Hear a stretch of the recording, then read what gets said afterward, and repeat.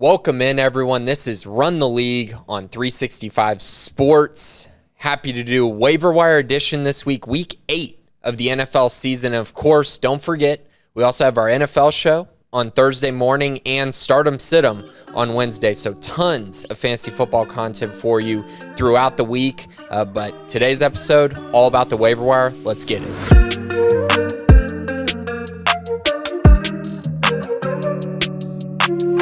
All right, guys, so hopefully this past week went a lot better for you. I know we're getting to the point in the season where it's kind of you got to make a move or you got to start planning for basically next year. Now, I've seen it before and seen it time and time again. I had a friend went 1-7 to start his fantasy football season and ended up winning, I guess, every game straight. So what is that, 5 games straight a year ago? And then, of course, won all his playoff matchups and won the league at 1-7. So again, whether people are telling you to give up hope or whether you're thinking, oh, I'm just going to trade everything away and just prepare for next year, or in a keeper league, try to make a move, don't do it quite yet. You still have a chance to win your league, and if you start making these adjustments and actually hit on the waiver wire, you might have a chance to do that.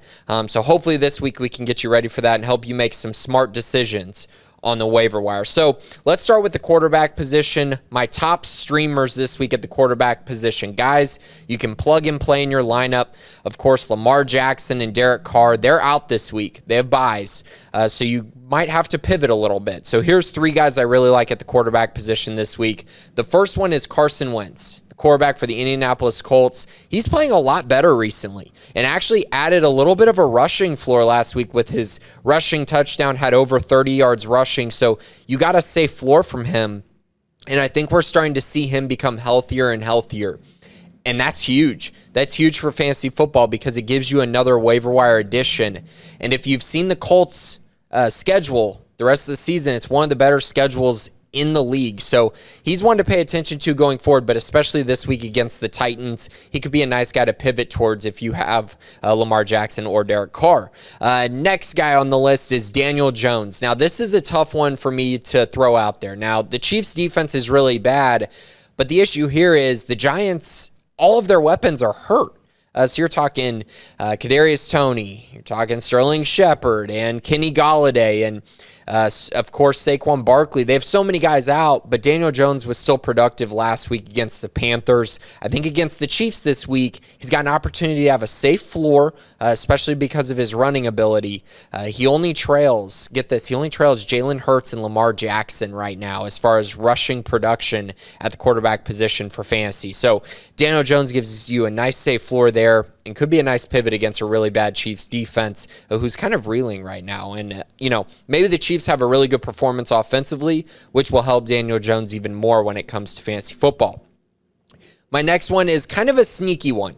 And while this guy has not played well in recent weeks and it's really hard to trust him, if you're in a deep league and you really need some help at the quarterback position, I actually think Teddy Bridgewater is a sneaky play this week. He was really bad on Thursday Night Football against the Cleveland Browns, but he gets to play the Washington football team this week, one of the worst pass defenses in the league, and he gets Jerry Jeudy back this week. At least that's the thought. And if Jerry Jeudy comes back, I really think he's going to help Teddy Bridgewater out tremendously. We saw in their first matchup of the season when Jeudy was healthy how much he relied on him. And I do think he gives him a sense of security. And I also think that Jeudy helps open up the field for guys like Cortland Sutton and Noah Fant to take advantage of. So if you're in a deeper league, Teddy Bridgewater might be a safe play for you this upcoming week. Okay, moving on to the running back position. And this is the name that I think everyone's going to be talking about on the waiver wire. So last week, we mentioned Dearness Johnson, who really came through for you on Thursday Night Football if you were able to pick him up. He was awesome, had one of those legendary waiver wire pickup performances, gave you over 20 fantasy PPR points. So he gave you everything you wanted. And I think the guy this week who could do that for you is Kenny Gainwell, the running back for the Philadelphia Eagles. Miles Sanders is probably going to be out this week. Most likely might be out for a longer time with an ankle injury. And Kenny Gainwell has already looked good even with Sanders there. So with Sanders gone, I think his usage goes up even more. And yes, he will share some carries with Boston Scott. And that's fine because I think Gainwell is going to get the high value carries. He's going to get the high value targets. And guess what? They're playing the Detroit Lions, which is honestly the best matchup for a running back in fantasy football. They have been hemorrhaging points to the running back position. I think Kenny Gainwell is a guy that is a must-add this week. Depending on what we hear about Miles Sanders really will make me adjust how much I'm going to spend. But after seeing what Dearness Johnson did this past weekend, I just think Kenny Gainwell is a guy that you could spend 25% or more of your fantasy budget, even if it's only for 1 week. This is the guy that if you are currently sitting at, 1-6 on the season or 2-5 or something in that range, and you have money to blow, you have fab to spend, this is the guy you need to spend on, because if you get 1 week from him and he gives you 20-something points, and that's the difference between a win and a loss, it could help turn your season around. He's the only guy like that at the running back position, in my opinion, this week. Some other names to keep an eye on. Boston Scott, I mentioned him. He'll have a role in this offense, I think. He'll kind of be the bruising running back. I bet he'll get 10 touches this week against the Lions, which makes him an interesting add as well, and much cheaper than Kenny Gainwell. I just don't think he has the upside. So that's why I wouldn't spend much on him. But if you need help, if you need to pivot really quick, I think Boston Scott would be a decent addition. But don't spend a lot on him. His role is very limited as far as what he can do. I think, again, 10 touches. If 3 of those are catches, you might be happy. If he gets a touchdown, you'll be happy. But that's tough to predict, whereas Gainwell, I think, is going to get that 15 to 20 touches that you need to be really fantasy relevant. Another guy to keep an eye on, Brandon Bolden, the running back for the New England Patriots. So one of the most shocking events that happened this weekend, in my opinion, was Ramondre Stevenson. He was inactive. And this was coming off of his best performance as a rookie the week before. It's just weird, guys. The rookies right now, Trey Sermon, Ramondre Stevenson, even Michael Carter to an extent, it took a while for him to get going. Javonte Williams is stuck in committee. Travis Etienne is not playing this year due to injury. Has been a weird year for rookie running backs. And so Brandon Bolden is the pivot. And Brandon Bolden is taking over that James White role that I think a lot of people are hoping was going to go to Ramondre Stevenson. So Bolden, again, 5% add in a PPR league. I would spend 5% for sure. He's a guy who's going to get targets, probably a safe floor of 5 targets. And then it is what does he do with them? What does he do with those targets? So he's a pretty nice add this week. And then another name to keep an eye on is Marlon Mack. Again, this is trade watch. If Mack gets traded from the Colts, he's going to be a guy that people are going to spend 20% of their fab on.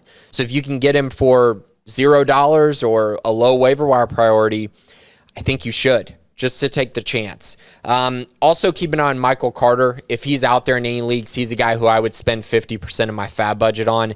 He would be the top waiver wire pickup. I just don't think he's out there in many leagues. But he's really ascending into his role with the Jets. Him and Ty Johnson seem to be the guys they trust the most right now. And I think Carter's going to slowly but surely take over more and more of a workload in that offense. Moving on to the wide receiver position. So an interesting news item that came out this week was Devontae Adams. He's in COVID protocol. If he's out this week, then Allen Lazard becomes a smash play. I think he's a wide receiver 3, maybe a low-end wide receiver 2 potentially. So Allen Lazard would be a sneaky pickup. And this is one of those that's tough because we're not going to know the information on Devontae Adams probably until right before game time. So you have to spend up and add Lazard. I'd spend probably 10 to 15%. He's been playing well even when Adams has been there. So, I would still pick him up. And if Adams doesn't play, now you're getting a guy who you can absolutely plug and play in your lineup and should have a pretty nice week, especially, with the matchup that they're going into against the Cardinals. I just think this is going to be a high-scoring game, one of the better games of the weekend. And so if Adams doesn't play, I think Lazard really has an opportunity to have just one of those crazy weeks where a waiver wire pickup is a top 12 guy at the position.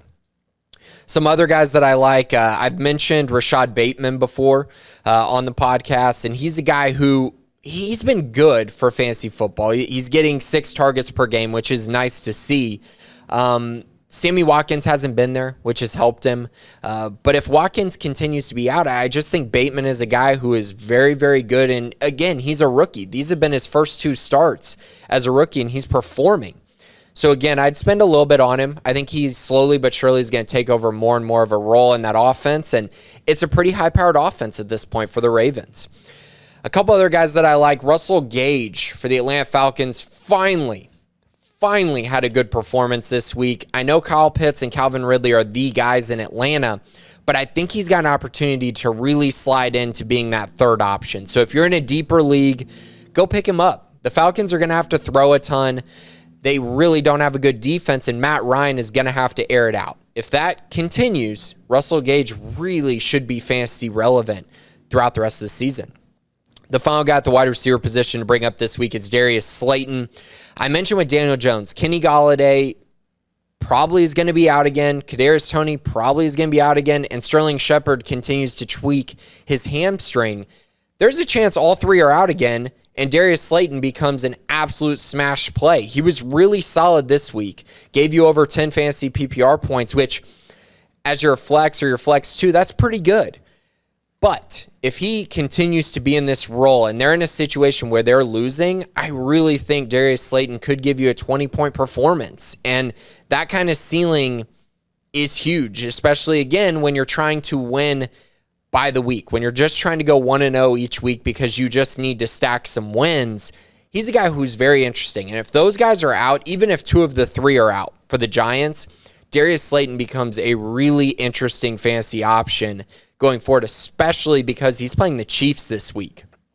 I mean, imagine if Golladay, Shepard, and Toney are all out, and Barkley, if they're all out, the Giants are going to have to score the football. I mean, just think about it. Mahomes is coming off a really bad performance, honestly, an epically bad performance for him. You know they're going to get it together against the Giants this week. I just think the Giants are going to have to throw the football, and I think Darius Slayton could be a guy that's kind of sneaky underrated right now if those other guys are out.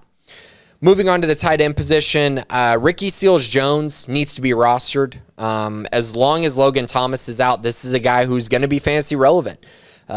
The football team, they give up points. They give up a lot of points. And Ricky Seals-Jones has become a major factor in what they're trying to do offensively. So he's got to be rostered. If you have a terrible tight end kind of position right now, if you're really struggling, if you're streaming, he's a guy that should have been on your roster a few weeks ago when we mentioned him. But at this point, you got to go pick him up if you need help at the spot.